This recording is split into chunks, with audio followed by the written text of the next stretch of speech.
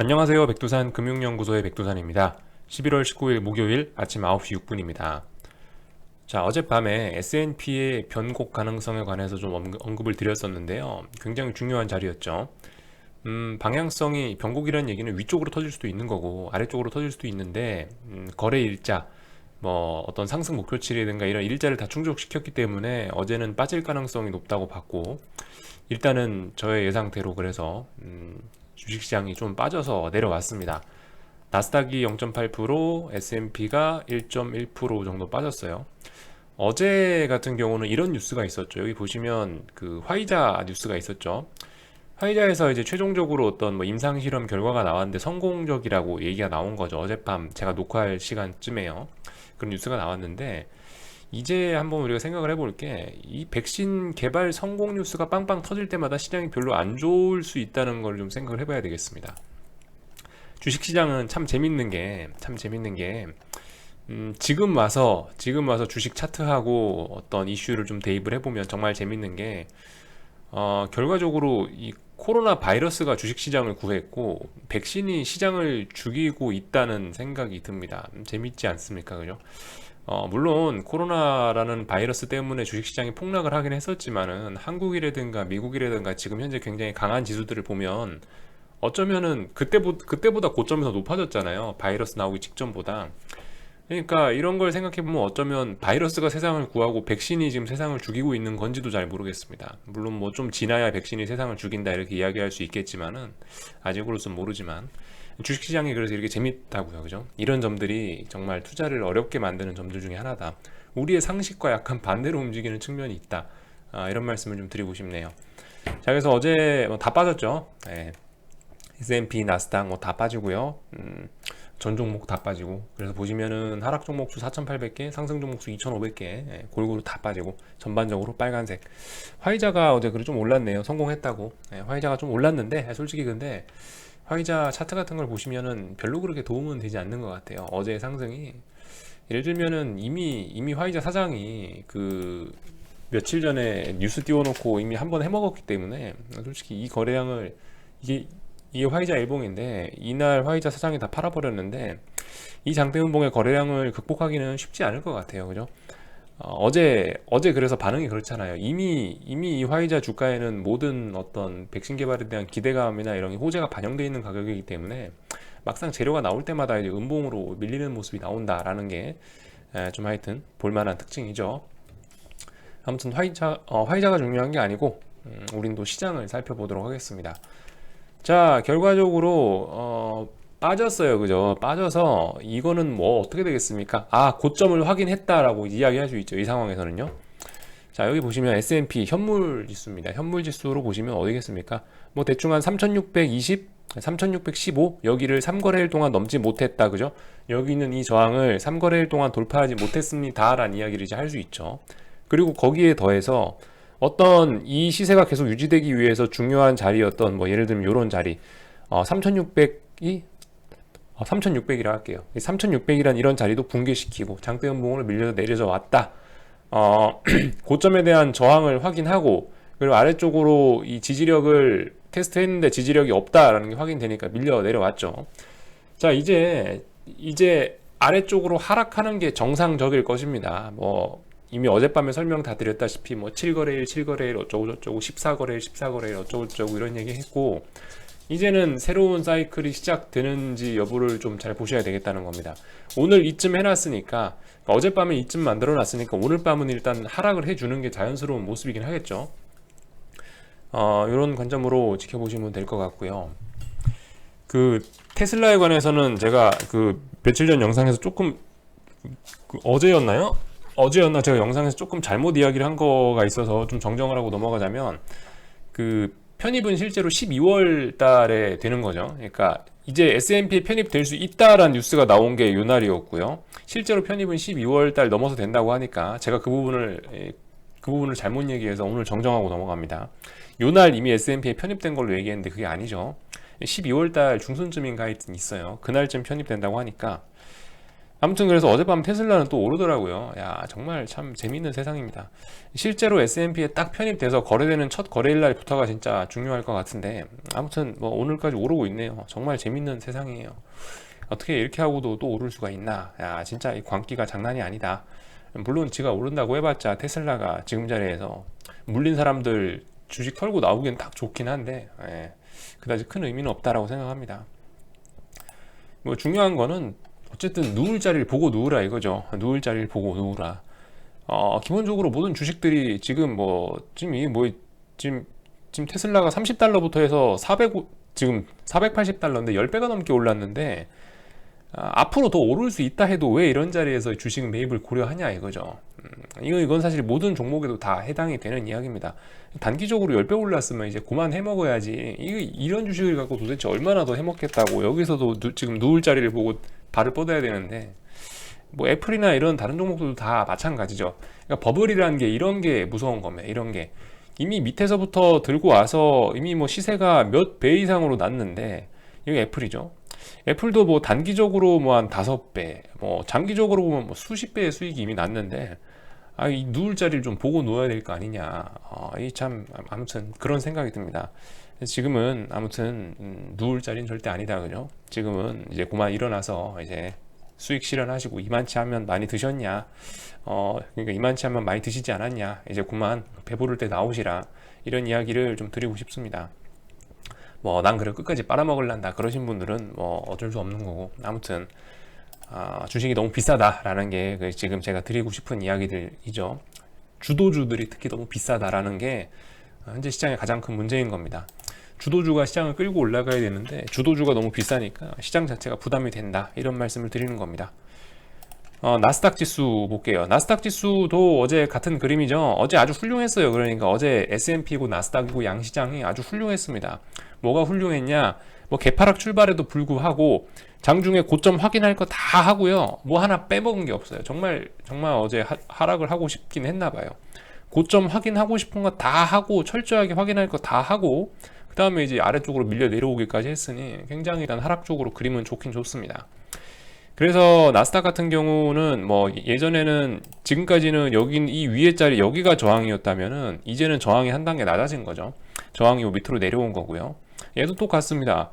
고점을 3거래일 동안 확인했고 중요한 자리를 붕괴시켰고 붕괴 안착했고, 오늘 밤을 일단 하락하는 게 아마 자연스러운 일이긴 할 거예요. 뭐 나스닥 같은 경우는 뭐한 15거래일쯤 빠지고 15거래일쯤 상승해야 되는데 한 2거래일, 1거래일 정도 남긴 남아서 솔직히 어떻게 반영될지 잘 모르겠긴 합니다만은, 아무튼 뭐 S&P가 저렇게 이미 꺾여서 내려오기 시작한다면 얘도 분위기는 안 좋을 테니까 뭐 그땐 좋지만은 않겠죠. 자, 그래서 그 미국장 같은 경우는 이제 뭔가 이게 확인은 된 거고요, 이제. 그죠? 이게 확인은 된 거고, S&P 같은 경우는 지금 여기는 요 자리, S&P 현물 기준으로 여기는 3,600을 넘지 못한다면 이제 계속 하방인 겁니다. 아시겠죠? 요 위에 있는 무거운 저항을 확인해 놨기 때문에 이제부터는 이걸 기준으로 해서 계속 하방을 잡아볼 수 있는 거다. 이제 확인은 된 겁니다. 그죠? 그래서 얘가 뭐 아마 위쪽으로 올라오려고 시도할 수도 있을 텐데 3,600을 결과적으로 넘지 못하면 계속 아래쪽으로 밀린다라고 생각하시는 게 가장 좋을 것 같습니다. 이게 논리적일 것 같네요. 뭐 선물 차트 놓고 봐도 똑같죠.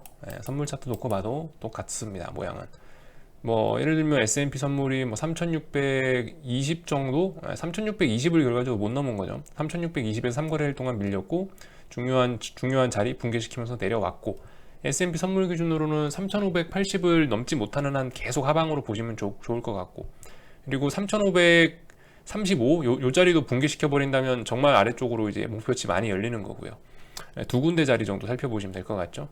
나스닥도 뭐 방금 설명드린 거하고 크게 다르지 않습니다. 숫자는 좀씩 다를 수 있지만 결과적으로 뭐 3거래일 동안 12,000을 못 넘었다라는 게 이번에 확인이 된 거고, 저항이 낮아졌죠. 12,100에서 12,000으로 낮아졌다. 그죠? 저항이 낮아지고.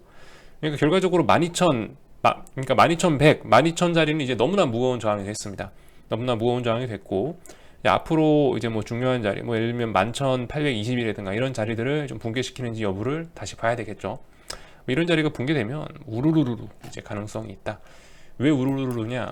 지금까지 상승했던 과정이 불량하잖아요. 여기서 이거를 지금까지 이런 매물대를 단 7, 8거래일 만에 올라온 게 아니고 꾸준히 평상시처럼 이런 식으로 한 10몇 거래일 동안 차분히 매물 소화시키면서 올라왔다면 밑에 지지력이 강하다고 이야기할 수 있겠지만 텀벙 대충 개미탑 쌓아 올리면서 올라왔잖아요. 그러니까 이 자리가 지지력이 이제 별로 없다고요. 그래서 중요한 자리들만 툭툭 붕괴시키면은 이건 툭툭 쏟아질 수도 있다라는 점을 말씀드리고 싶네요. 그리고 변동성 지수 보겠습니다. 변동성 지수 보시면은 자 이런 식으로 지지력 보였죠? 지지력 보였어요. 결과적으로 제가 어젯밤에 말씀드렸다시피 이거 장대 양봉으로 상승 전환하면 된다. 상승 전환을 했네요. 다행히. 물론 이것만 갖고 안심할 수는 없습니다. 안심할 수는 없지만은 일단은 그림은 나쁘지 않다. 그래서 지금 어디에서 지지력이 나오는지 잘 봐야 되냐, 22자리를 계속 지킬 수 있느냐 없느냐 좀 계속 잘 보셔야 되겠습니다. 이 미친 시장에서 변동성이 20 아래로 내려가는 거는 쉽지 않습니다. 쉽지 않아요. 예를 들면 이제 UVXY 같은 것도 뭐 어제 나온 양봉 같은 거를 기준으로 해서 이제 한 번쯤 들이대 볼 만한 기준이 생긴 거죠. 어제 양봉이 있으니까, 어제 양봉 만들어 놨으니까, 뭐 예를 들면 어제 양봉의 절반 정도 자리를 뭐 깨지 않는 한은 계속 들고 가겠다. 뭐 여기까지 내려오는 건 눌림으로 인정하더라도 이걸 깨면은 안 좋은 걸로 확인하고 손절을 하시든가 뭐 알아서 기준을 만드시고, 어쨌든 여기는 이 양봉을 기준으로 해서 이제 매수할 수 있는 근거가 좀 이제 생겼다. 물론 지금 매수하는 건 여전히 좀 이를 것 같긴 해요. 변동성 지수는 조금 더 확인을 해야, 왜냐면 이게 아시다시피 뭐 여러분들 이게 풋옵션 가격하고 약간 좀 연관이 있다라는 걸 이제 어렴풋이 아실 텐데, 지금 어쨌든 시장의 폭락이 워낙 강했었기 때문에 풋옵션이 살아나는 데는 분명히 오래 걸립니다. 그러니까 풋옵션이 변동성을 주면서 이제 위쪽으로 올라가기 위해서는 시간이 굉장히 많이 걸린다. 그래서 지금 같은 경우는 변동성 지수를 투자하더라도 그렇게 큰 재미를 못 볼 가능성이 높다. 오히려 어떤 인버스라든가 이런 지수의 움직임을 추종하는 그런 ETF를 가는 게 차라리 지수 추종을 직접 추종하는 게 변동성 하는 것보다 나을 수 있다라는 이야기는 드리겠습니다. 자, 그리고 달러 인덱스는 자, 어제 뭐 정상적인 흐름, 그죠? 백신 개발 뭐 성공 이런 뉴스가 나왔음에도 불구하고 더 이상 달러가 뭐 크게 약해지진 않았다라는 게 일단 어제 있었던 일인 것 같고요. 이렇게 해석을 할 수 있을 것 같고, 아무튼 중요한 거는 빨리 이 자리 넘어가야 됩니다. 92.7 자리는 최소한 빨리 회복을 해놔야, 92.7을 빨리 회복을 해놔야 좀 달러가 안정적이다라고 이야기할 수 있을 텐데, 아직 보시다시피 92.7 밑에 있죠. 아직까지는 좀 그 생명이 왔다 갔다 하는 좀 위험한 상태인 겁니다. 어쨌든 간에 지금 보시면 상승 일자, 하락 일자라든가 이런 걸 다 채워졌어요. 그러니까 오늘 밤부터의 움직임이 중요하겠다, 그죠? 여기서부터 여기까지 해갖고 하나, 둘, 셋, 넷, 다섯, 여섯, 6거래일 정도 빠졌고, 어제가 또 6거래일째 빠지는 날이었습니다. 그러니까 오늘 밤부터 어떤 변화가 나타나는지 여부를 좀 주목하시면 될 것 같습니다. 유로화도 그렇죠. 유로화 그림 쪽을 보셔도 뭐 이거 똑같은 그림이니까 많이 설명할 필요도 없는데 똑같아요. 그러니까 달러화가 다중 바닥형을 만들 가능성이 있지 않습니까? 보시면. 근데 유로화 같은 경우 뒤집어 놓고 보면 다중 천장형이 나올 가능성이 있어 보입니다. 그죠? 저항을 철저하게 많이 쌓아 놓고 있는 거예요. 지금 여기서부터 이거 7월 달부터 지금 4개월째 지금 여기서 못 넘고 있는 겁니다. 이런 점을 생각하셔야 되겠다. 너무 오랫동안 못 넘고 있다. 주식시장이라든가 위험자산이 폭등을 하고 있는데도 불구하고 달러 인덱스라든가 이런 환율 쪽이 이거를 못 받쳐주고 있다라는 점을 생각하실 필요가 있겠습니다. 얼마 전까지 한국 시장에서 원화 강세하고 주식시장의 박스권이 지속돼 있잖아요. 이거 다이버전스라고 말씀드렸는데, 그런 현상이 이제 미국, 유럽 쪽에서 지금 나타나고 있는 거다, 그죠? 미국 주식, 뭐 유럽 주식 많이 올랐는데 그럼에도 불구하고 저 환율이 이제 못 따라가고 있다라는 거. 유럽 뭐 달러 인덱스나 유로화 쪽에서도 이 약간 그게 나타나고 있는 거죠. 그러니까 다이버전스가 지금 나타나고 있는 거죠. 조심해야 됩니다, 그죠? 얘도 뭐 상승 일자 이런 거 다 충족했고 똑같은 겁니다. 그러니까 달러 하나, 유로 하나, 상승 N자 뭐 이런 모습. 상승 N자, 그러니까 결과적으로 이번에 주식이고 뭐 환율이고 간에 어떤 상승 N자를 만들었어야 되는데 1차 마디가 굉장히 셌었는데 조정 나왔어요. 조정 나왔어. 근데 2차 마디가 너무 약했죠. 2차 마디 너무 약해가지고 여기 있는 이 직전 고점도 넘지 못하고 나서 벌써 빠그라지고 있다. 쌍고점 만들어내는 거. 그러니까 굉장히 조심해야 되겠다, 그죠? 이런 점들 좀 패턴과 관련된 부분 상승행자 목표치면 이렇게 했으면 이렇게 이 올라간 만큼 여기서부터 여기까지 또 올라가야 될 텐데 이렇게. 근데 지금 이 같은 시간을 줬음에도 불구하고 여기까지밖에 안 올라왔다라는 얘기는 여기 있던 이 매수 세력들 다 어디 갔냐고요. 여기서 여기까지 끌어올렸던 이 힘들이 어디 갔냐고요. 이거 이 힘들이 다 어디 갔어요. 갑자기 증발해 버린 거나 마찬가지잖아요. 그러니까 좀 조금 조심해서 보셔야 되겠다라는 이야기 계속 드리고 있습니다. 급등했기 때문에 여기서 만약에 어느 정도 선에서 탁 턴어라운드만 돼서 중요한 자리들, 뭐 예를 들면 여기 있는 이런 자리들을 붕괴시키게 된다면은 왕창 열리는 거다, 목표치가. 이런 점들 머릿속에 기본적으로 좀 구조를 넣어 놓으시고 생각하시면 좋을 것 같습니다. 아무튼 제가 계속 이런 얘기 드리죠. 뭐 3거래일 동안 뭐 고점을 넘지 못했습니다. 뭐 며칠 동안 지켰던 저점 지지력을 붕괴시켰고요. 이런 얘기 드리죠. 그러니까 여러분들 이런 걸 말씀드리는 이유가 어떤 뭐 이거는 무슨 패턴이다, 이거는 뭐 양봉이 하나 나오고 음봉이 두 개 나오니까 이건 무슨 패턴이고 이거 패턴의 이름은 뭐고, 그런 거 암기는 물론 알아두면 좋은데 별 소용이 없다는 거예요. 그러니까 그 기술적 분석에 보시면은 그런 모양들 나오죠. 이런 패턴이 나오면 굉장히 강한 하락, 이런 패턴이 나오면 굉장히 강한 상승, 뭐 상승 장악형이 어쩌고 저쩌고. 근데 이제 그런 기술적 공부를 하실 때 그거를 있는 그대로 막 외우시려고 하지 마시고, 왜 그렇게 되는지 그 내용물을 그 안에, 그러니까 왜 이런 패턴은 나오면은, 왜 이런 패턴은 나오면 하락을 하는지, 왜 이런 패턴이 나오면 상승하는지 그 구체적인 안의 원리를 이해하려고 노력하시는 게 더 좋다는 겁니다. 기술적 공부를 하실 때요. 그래서 제가 뭐 어떤 이 무슨 패턴 이름을 근사하게 막 대진 않죠. 제가 어떤 뭐 패턴 이름을 말하지 않죠. 그러니까 이 패턴이 완성되는 그게 그거라고요. 고점을 확인하고 저점을 확인하고 결과적으로 계속 이런 확인 과정 중에 그래서 이런 모습들이 나오면 하락하는 경우가 많구나, 이런 모습들이 나오면 상승하는 모습이 많구나, 요걸 이제 편안하게 설명하려고 그런 패턴이라고 해서 이름을 딱딱딱 만들어 놓고 책에 적어 놓는 건데, 근데 그것만 달달 외워버리시면은 그 안에 숨겨 있는 원리를 못 볼 수가 있다. 결과적으로 캔들 놓고 계속 이런 거 보시는 겁니다. 저항이 높아지나, 어디가 저항이냐, 그러니까 어디를 저항으로 여기냐, 어디를 지지력으로 여기냐, 이걸 확인했냐, 이걸 깼냐, 붕괴시켰냐, 뭐 이런 점들을 본인이 계속 확인하시면서 그런 거 딸딸딸 외우려고 하시지 마시고요.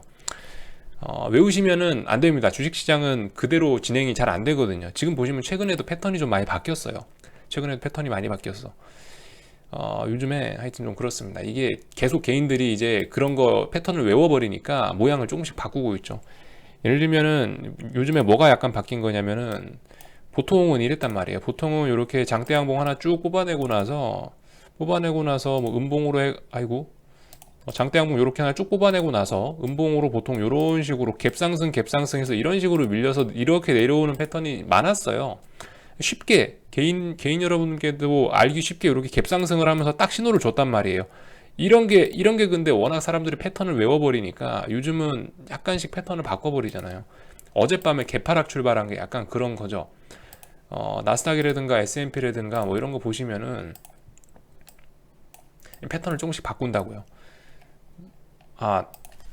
S&P는 아니구나. 나스닥 같은 경우는 어젯밤에 보시면 이렇게 개파락 했잖아요. 그죠? 개파락 했으니까 개파락 하면은 뭐 이런 패턴이 만들어지기 어렵겠구나. 사람들이 외워버리는 사람은 그렇게 생각할 수 있죠. 근데 보시면 요즘의 특징들이 이렇게 살짝 개파락 출발해가지고 여기서 장중에 고점 확인하고 밀어버리는 경우, 요즘 이런 패턴으로 좀 많이 바뀌더라고요. 그러니까 이거를 패턴을 그냥 기계적으로 외운 사람은 이런 거에 대응하기 힘들겠죠. 그러니까 기본적인 그 패턴, 이런 캔들의 생성 원리를 좀 보시려고 하시는 게 좋을 것 같다. 이런 이야기를 드리면서 한국장으로 넘어갈게요. 자, 한국은 어제 중립적이었죠. 네, 한국은 어제 중립적이었는데, 그래서 미국의 방향성이 굉장히 중요했는데, 미국의 방향성이 아래쪽으로 딱 꺾였기 때문에 이제 어제의 이런 일들은 이제 하락에 유리한 쪽으로 이제 오늘 와서 해석을 할 수 있게 된 겁니다. 자, 아무튼 뭐 자빠지고 있네요, 그죠? 자빠지고 있고, 오늘 개파락 출발해서 이 갭을 또 메꾸지 못하고 있으니까 이게 다시 한번 이 현재 시장 분위기 워낙 좋으니까 다시 한번 오늘 이 만들어 놓은 갭 상승, 오늘 개파락했던 자리를 다시 메꾸러 올라갈 수도 있겠거니 정도 생각은 할 수 있겠습니다. 아무튼 중요한 거는 일단은 저항을 확실히 확인한 겁니다. 그죠? 더 이상 이 오버슈팅은 없을 가능성도 좀 있어 보인다. 그죠? 340.5, 341 이런 자리가 이제 저항으로 좀 확실하게 확인된 거고, 이 어젯밤에 아무튼 미국이 밀림으로 인해서 더 이상 이제 고점이 높아지지 못하고 있다는 점이 일단 좀 한국장에서 중요하게 볼 점인 것 같아요. 코스닥 쪽도 굉장히 좀 백척간도 그죠? 그 절벽 끝에 서 있었죠. 벼랑 끝에 서 있었는데 5,300원을 지키냐 못 지키냐 벼랑 끝에 서 있었는데 어젯밤에 미국이 흔들림으로 인해서 결과적으로 또 살아나려고 하고 있습니다. 오늘 이렇게 빨리 회복해 주면 좋은 겁니다. 오늘 이렇게 5,300원 위쪽으로 회복하면서 양봉의 상승 전환 나와주면은 다시 살아날 수 있는 가능성이 생기는 겁니다. 뭐 이런 점들 좀 확인하시면 될 것 같고요. 뭐 어쨌든 그 조금 아쉬운 거는 뭐 그런 거다. 조금 아쉬운 거는 오늘 개파락 출발을 해버려 가지고 장중에는 뭐 큰 재미가 없을 수도 있을 수 있겠다.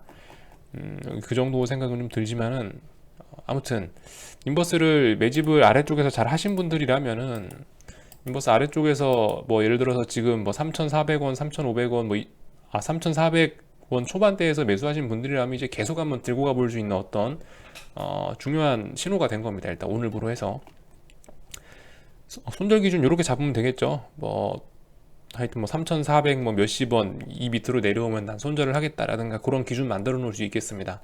중요한 거 이제 기준이 생겼다라는 겁니다. 그러니까 어제 나온 봉 여기 어제 이 봉까지만 있었으면 몰랐어요. 왜냐하면 여기 있는 이 지지력이 있는지 없는지 좀 아리까리했단 말이죠. 근데 오늘 이 봉이 나옴으로 인해서 이 자리가 이제 좀 약간 든든해진 겁니다. 아, 다음번에 이 자리에서 한번 지지력이 나올 수도 있겠구나. 이 부분에 대한 지지력이 어느 정도 좀 확보가 됐다고 이제 오늘 볼 수가 있을 것 같아요. 자, 그래서 이런 점들 생각하시면서 보시면 될 것 같고, 하지만 이 콜옵션이 죽고 있는 게 지금 메인인 거지 풋옵션이 살아나고 이런 거는 아직까지 좀 뭐합니다. 예. 풋옵션 쪽에는 분명히 시간이 많이 필요한 거예요. 자, 여러분들 이 모든 시세라는 게 결과적으로 어떻게 되죠? 이동평균선의 관점으로 놓고 보면 이 모든 것들이 결과적으로 이렇게 쭉 이평선들이 이렇게 쭉 꼬였다가 다시 꼬였다 이렇게 펴지고 이러는 건데 이 분명히 꼬이는 구간이 있단 말이에요. 이렇게 꼬이는 구간이 있죠. 그러니까 이런 구간이 있어줘야 돼요. 결과적으로 이렇게 이평선이 꼬였다라는 이야기는 뭐 어떤 매집이라든가 어떤 세력들이 뭐 힘을 비축한다든가 그런 의미를 가지고 있는데 지금으로서 보시면은 이거는 아직 그런 모습은 전혀 나오지 않고 있고 아무튼 풋옵션이 살아나고 싶으면 아직까지 시간이 더 많이 필요하다. 그러니까 얘 같은 경우는 지금 풋옵션 같은 경우는 특히 굉장히 취약한 게 예를 들어서 여기서 조그마한 조그마한 양봉이라도 선물에서 튀어나오면은 금방 훅 맛이 가버립니다. 그래서 아직까지 풋옵션 쪽으로 접근하시는 것보다 콜옵션 쪽 매도를 까시는 게 이 하락 보시는 분들께 옵션 쪽에서는 훨씬 나은 그림이겠다라고 다시 한번 말씀을 드리고 그러니까 그런 점을 생각하시면 될 것 같아요. 왜 지금 당장 풋옵션이 안 살아나? 왜 지금 당장 변동성 지수가 왜 팍팍 안 살아나? 라고 생각하시는 분들 이런 걸 생각해 보시면 되겠습니다. 3월 달에 지수가 폭락했을 때 이렇게 빠졌잖아요. 3월 달에 이렇게 다이빙 했을 때 다이빙 하고 나서 지수가 요렇게 뭐 거의 지수가 이런 식으로 V자 급반등했잖아요. 근데 이런 상황에서 콜옵션이 어떻게 움직였냐면 이렇게 죽고 나서 이랬어. 이렇게 지수가 많이 올라오고 있는 와중에도 이랬다고요. 이렇게 박스권으로 개기다가 6월 달에 지수가 폭등하니까 그제서야 이렇게 팍팍팍 한 3, 4거래를 튀었습니다. 이런 점들 생각해 보시면 지금 상황에서는 지수가 웬만큼 폭락을 해도 풋옵션은 재미가 없을 가능성이 있긴 있겠다. 물론 풋옵션으로 수익 낼 수 있습니다만은 근데 웬만하면 아직까지는 안 쳐다보는 게 낫겠다라는 겁니다. 이렇게 몇 달 정도의 어떤 저점을 확인하는 기간을 충분히 줍니다. 그러니까 그때까지 좀 기다리셨다가 풋옵션은 그때 손을 내미는 거고 물론 하셔도 되긴 되는데 이 좀 어느 정도 확인하고 나서 들어가는 게 더 안전하다고요. 그런 얘기 드리고 싶은 거고요. 이와 비슷한 관점에서 환율 얘기로 좀 넘어가 볼게요. 원달러 환율 같은 경우도 지금 안 그래도 어젯밤에 저도 어떤 분이 말씀을 해주셔가지고 저도 이런 얘기를 드리는 건데 원달러 환율입니다. 환율 자, 지금 솔직히 여러분들 되게 이거 환율의 어떤 언더슈팅이나 이런 걸 보면서 이제 슬슬 손이 막 나가고 싶으신 분들이 계실 거예요. 야, 이거 이쯤 됐는데, 이거 환율이 이까지 떨어졌는데, 이거 설마 여기서 한번 베팅을 해봐야 되는 게 아니야? 여기서 이제 환율 상승 쪽으로, 원화 약세 쪽으로 베팅을 해봐야 되는 게 아니냐? 약간 막 지금 막 손이 나가고 싶으신 분들이 굉장히 많을 겁니다. 솔직히 저도 좀 그렇고요. 저도 굉장히 이 자리에서 뭔가 해보고 싶은데, 근데 이 환율이라든가 이 환율의 움직임 같은 게 약간 지금 방금 말씀드렸던 것처럼 옵션 쪽 움직임하고 좀 비슷하게 좀 설명이 되는 것 같아요. 무슨 얘기냐면 방금 말씀드렸다시피 옵션 이거 시간 몇 달 걸렸다고 말씀드렸죠. 여기서 한 2달 걸렸다고 말씀드렸어요. 물론 환율은 2달까지는 안 걸릴 수도 있지만은 이 주봉 단위로 놓고 한번 볼게요. 여러분들 주봉 단위로 이렇게 원화가 굉장히 강했을 때 어떤 식으로 얼마나 오랜 기간이 걸려서 이게 다시 원화 약세로 전환이 되냐라는 걸 살펴보면 요런 구간들, 요런 구간들, 요런 구간들, 뭐 요런 구간들, 이런 구간들, 이런 구간들 다양하게 살펴보세요. 최소한 이 원달러 환율의 이 턴어라운드는 최소 2주, 3주 정도가 걸립니다. 바닥 확인하는데 2주, 3주가 걸린다고요. 그러니까 아직 막 지금 상황에서 막 벌써 막 야 이건 확실해 이러면서 물론 중장기적으로 큰 그림을 가지고 계시고 확신이 크신 분들은 전 솔직히 지금 자리에서 막 이 환율이 상승한다에 베팅을 원달러 환율이 상승한다에 돈을 집어넣으셔도 큰 그림으로 보면 좀 무리가 없다라고 생각을 합니다만은 그래도 지금 잡아놓으면 또 심리적으로 쫄릴 수도 있고 또 한동안 또 괴로움이 더 계속될 수도 있기 때문에 불확실성이 있기 때문에 좀 시간을 두면서 천천히 매집하셔도 괜찮다는 이야기를 드리는 건데 예를 들면 이런 구간들을 보시면 이 주봉이에요. 주봉상 여기서 벌써 이게 몇 주가 흘러가잖아요. 이런 자리에서 쉽게 반등하지 않습니다. 쉽게 반등하지 않아요. 이게 아시다시피 원달러 환율이라는 게 계잡주가 아니고 한 나라의 이 통화 가치를 나타내는 굉장히 무거운 지표이기 때문에 삼성전자보다 어쩌면 저게 더 무겁게 움직이는 거예요.